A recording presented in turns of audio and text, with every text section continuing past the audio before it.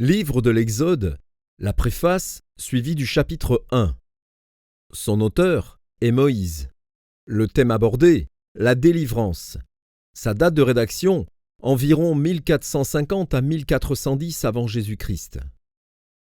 Exode, comme Genèse, n'est pas tiré de l'hébreu mais du grec.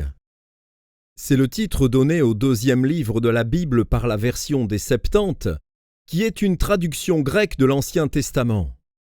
Il signifie sortie, départ, et dépeint fort bien la délivrance du peuple élu sortant d'Égypte où il avait souffert en esclave, sans espoir, durant des générations.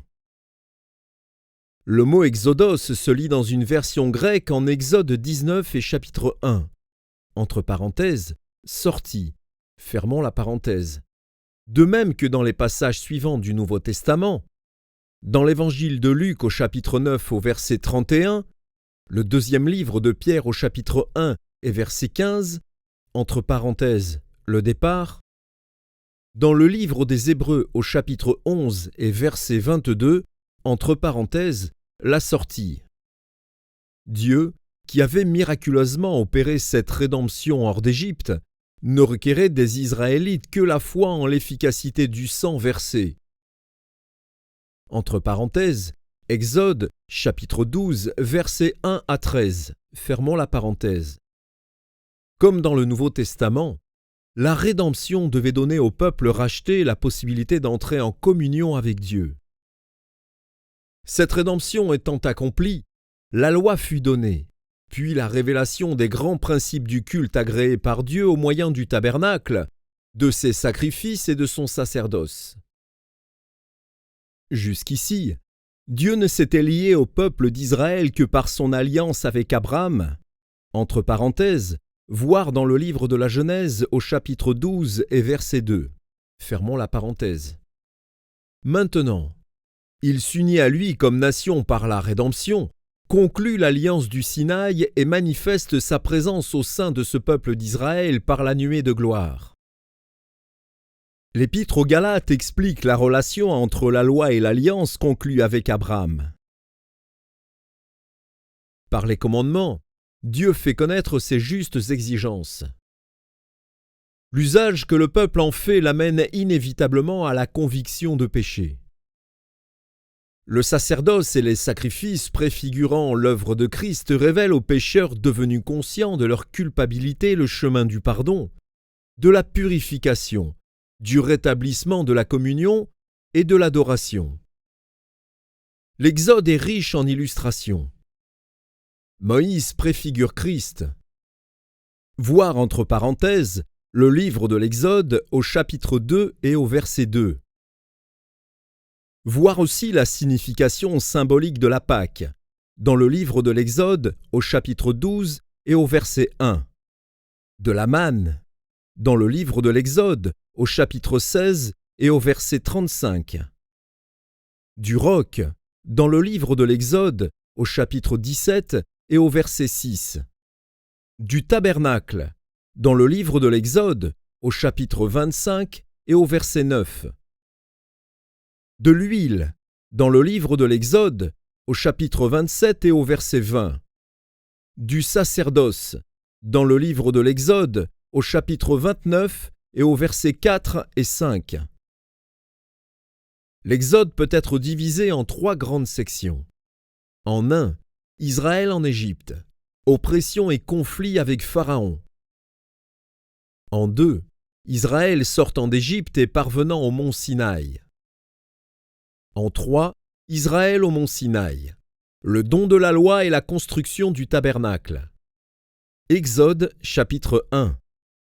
Voici les noms des fils d'Israël, venus en Égypte avec Jacob et la famille de chacun d'eux. Ruben, Siméon, Lévi, Juda, Issachar, Zabulon, Benjamin, Dan, Nephtali, Gad et Azer. Les personnes issues de Jacob étaient au nombre de 70 en tout. Joseph était alors en Égypte. Joseph mourut, ainsi que tous ses frères et toute cette génération-là. Les enfants d'Israël furent féconds et multiplièrent. Ils s'accrurent et devinrent de plus en plus puissants. et le pays en fut rempli. Il s'éleva sur l'Égypte un nouveau roi, qui n'avait point connu Joseph. Il dit à son peuple, « Voilà les enfants d'Israël qui forment un peuple plus nombreux et plus puissant que nous. Allons, montrons-nous habiles à son égard. Empêchons qu'il ne s'accroisse, et que, s'il survient une guerre, il ne se joigne à nos ennemis pour nous combattre et sortir ensuite du pays. » Et l'on établit sur lui des chefs de corvée, afin de l'accabler de travaux pénibles. C'est ainsi qu'il bâtit les villes de Pithom et de Ramsès pour servir de magasin à Pharaon.